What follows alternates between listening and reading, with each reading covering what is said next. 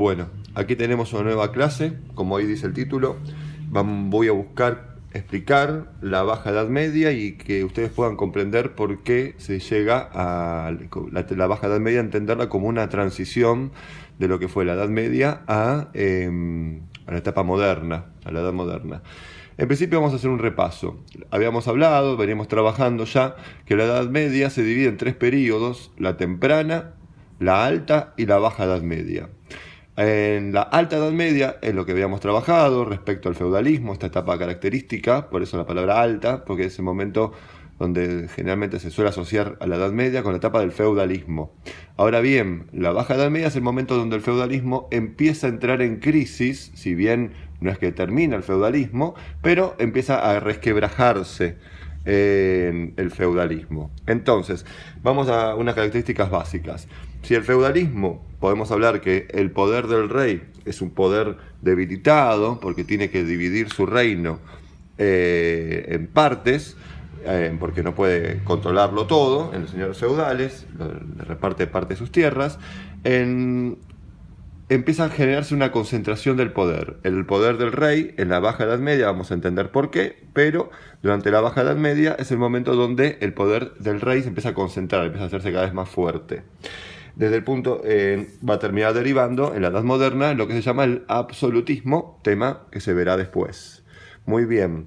Desde el punto de vista económico, se pasa, como habíamos trabajado, de un tipo de economía cerrada, donde no hay comercio, porque no hay control de las rutas comerciales, entonces básicamente casi no existe el comercio, a un tipo de economía abierta, en donde se restablece el comercio y empieza a generarse un montón de cambios en que van a empezar a poner en juego esta cuestión cerrada del feudalismo, ¿no? Este tipo de economía cerrada.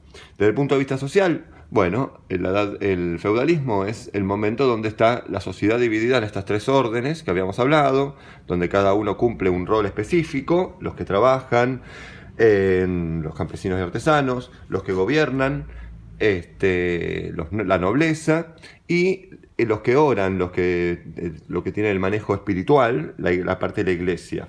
Ahora bien, en la Baja Edad Media aparece un nuevo sector, la burguesía, vamos a profundizarlo en el segundo video, pero desde el punto de vista social puede entenderse también como este quiebre, ¿no? Esto sería explicar en lo general, ¿no? Pero que quiero que entiendan desde el punto de vista político, económico, social, cómo empiezan a generarse esta transición que recién hablaba. Vamos ahora sí a empezar a trabajar el por qué empieza a resquebrajarse, qué cambios empiezan a operar a partir del siglo XI, del año 1000. Bueno, desde el punto de vista de la producción agrícola, desde el punto de vista de la... Vamos a sacar esto.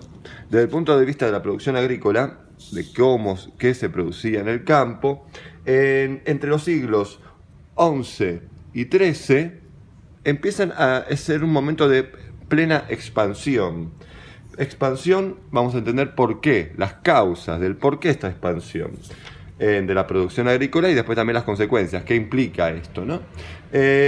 Vamos con las causas. Para empezar, existen las roturaciones de nuevas tierras.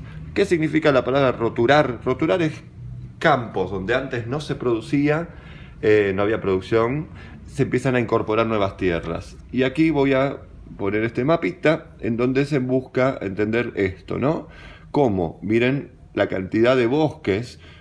Europa estaba, como habíamos trabajado en el video de la representación simbólica del bosque y demás, Europa tenía muchos bosques hacia el siglo X.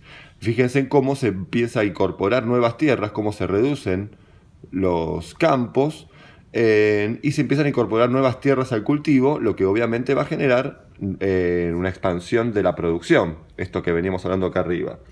Por otro lado, también es importante destacar que además de incorporarse nuevas tierras, también se incorporan nuevas técnicas de producción. Nuevas técnicas que también van a llevar a una optimización del campo, de la producción. ¿Bien? ¿Por qué? ¿Cuáles son las nuevas técnicas? Acá lo estoy poniendo. Por un lado se incorpora el arado de vertedera, ahora voy a explicar, el uso de animales de tiro y la rotación trienal. Vamos a explicar brevemente, sintético, pero bueno, quiero que entiendan esto. Esto es un arado de vertedera. Un arado de vertedera, aquí tiene una imagen, dos imágenes para que puedan comprender también el uso de animales, ¿no? Esto que decía. ¿Cuál es la gran revolución que incorpora esta técnica? Bueno, aquí lo pueden ver. En este arado lo que genera es que se generen los surcos en la tierra para poder tirar las semillas y que ahora las semillas queden dentro del campo y haya una mejor optimización de estas semillas y que terminen siendo lo que se busca, básicamente, que termine siendo su plantita para poder cultivar. Entonces, antes piensen que se tiraba y muchas veces las semillas quedaban sobre la tierra, no terminaban germinando y demás, o las mismas aves se comían esto, ¿no? Las semillas. Entonces, no todas las semillas llegaban a buen fruto, valga el chiste, ¿no? Acá elegí otra imagen para que puedan comprender. Esto va a generar una gran revolución para la época porque los campos empiezan a producir cada vez más. Y referido a lo que es la rotación trienal, bueno, los campos se dividían en 3 partes. Cada campo se dividía en 3 partes donde cada año se iba rotando, iban modificando qué se producía en cada uno. Primero, vamos a imaginar un campo dividido en 3. Bueno, el primer año se dejaba un tercio en barbecho, en otro se cultivaban lo que es avena o legumbres y en el tercero el trigo, ¿no? Aquí. Al año siguiente se iba rotando. ¿Con cuál objetivo? ¿Cuál era el objetivo de esta rotación? Que la tierra no pierda fertilidad. Bien, entonces fue bastante revolucionario porque generaba ambos, ¿no? Este uso de cómo producir y también en qué parte producir de la tierra, de los campos, lo que se buscó, y ahí vamos a las consecuencias. Déjenme un segundo sacar todas estas imágenes para poder llegar a esto que quiero llegar, que gracias a la roturación de nuevas tierras y la incorporación de nuevas técnicas, como consecuencia, existe un mayor aprovechamiento de la tierra, que quiere decir una optimización de la productividad, los campos empiezan a producir más, también se incorporan más campos, tengan en cuenta eso. Por otro lado, claro, al haber más alimento, ¿qué va a ocurrir? Va a descender la mortalidad, va a haber más alimento, con lo cual la población puede abastecerse de alimentos, cosa que antes estaba siempre muy atado a las cuestiones climáticas. Ahora empieza a ocurrir que empieza a haber más alimento. Y obviamente, si hay más alimento, también va a haber un aumento en el excedente, ahí lo escribí mal, excedente de la producción.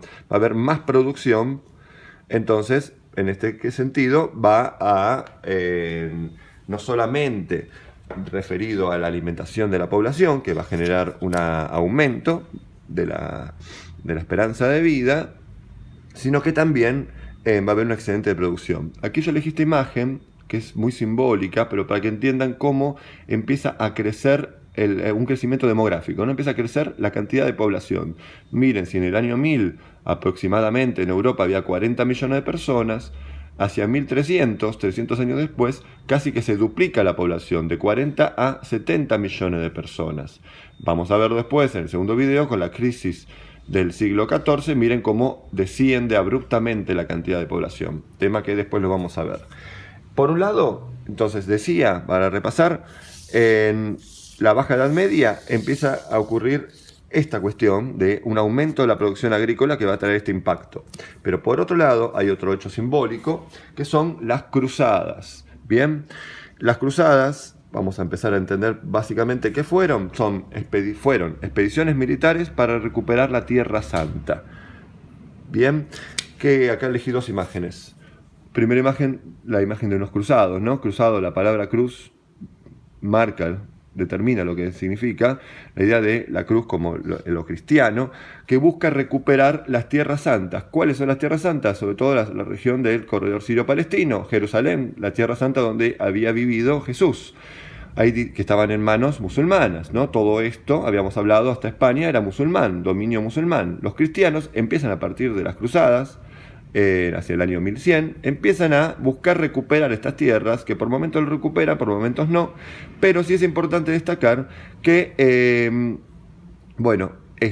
que se empezó a generar lo que se llamó la Guerra Santa contra los infieles, mismo argumento que habían utilizado los musulmanes en su expansión imperialista la misma idea de buscar luchar contra aquel que tiene una religión distinta, y los cristianos buscaron a partir de esto, de esta búsqueda de recuperar estas tierras santas, buscar luchar contra los musulmanes. Ahora bien, esta cuestión de las cruzadas es lo que empieza a marcar el comienzo de la crisis del orden feudal. Bien, ¿por qué?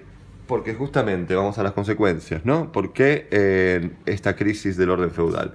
Para arrancar, para ir sintetizando este final de este video, hay una apertura hacia un mundo nuevo, un mundo desconocido. Recuerden que la etapa feudal era un mundo muy cerrado. Cada feudo se autoabastecía y había poco intercambio con otros feudos, no solo comercial, sino cultural. Ahora, al empezar a haber gran movilidad de personas, acá está otra gran consecuencia, al haber una gran movilidad de personas relacionada con esto que está acá, la apertura hacia un mundo desconocido, empieza a generar esta cuestión psicológica de que ya no está todo tan encerrado dentro del propio feudo. Bien, por otro lado, también estas cruzadas van a generar un debilitamiento del sistema sistema feudal. Los señores feudales, que son los que van a intentar recuperar estas tierras, empiezan a endeudarse porque cada expedición militar, recuerden que dije que fueron 8, pero cada expedición militar implica un gasto económico muy elevado. Y justamente esta cuestión va a llevar a que los señores feudales vayan endeudándose cada vez más para poder abastecer al ejército que va a combatir. Por último, y lo más importante tal vez de las cruzadas entender, si bien no se logró un dominio territorial, porque los musulmanes volvieron a recuperar siempre el territorio, el dominio territorial, sí se volvió a restablecer el comercio entre Europa y Oriente. Fundamental esto, el tema del comercio. Volvamos a lo que dije al principio del video. Bueno, ¿qué va a ocurrir? Al volver el comercio a Europa, se empieza a resquebrajar el sistema feudal porque el tipo de economía empieza a ser abierta. ¿Y qué va a ocurrir? Cuando aparece el comercio, va a haber un resurgimiento de las ciudades. Las ciudades, el lugar propio donde se genera el comercio, acá elegí 2 imágenes, bien, empieza a renacer, empieza a tener cada vez más vida. Bien, acá elegí un mapita para que entiendan cómo las rutas comerciales por el mar Mediterráneo, para llegar sobre todo a India y China, y hacia el mar del norte también había otro gran circuito comercial. Esto va a generar un gran crecimiento de las ciudades, va a haber un repoblamiento de las ciudades, todo tema que vamos a ver ahora en el segundo video. Cortamos aquí y seguimos con el segundo.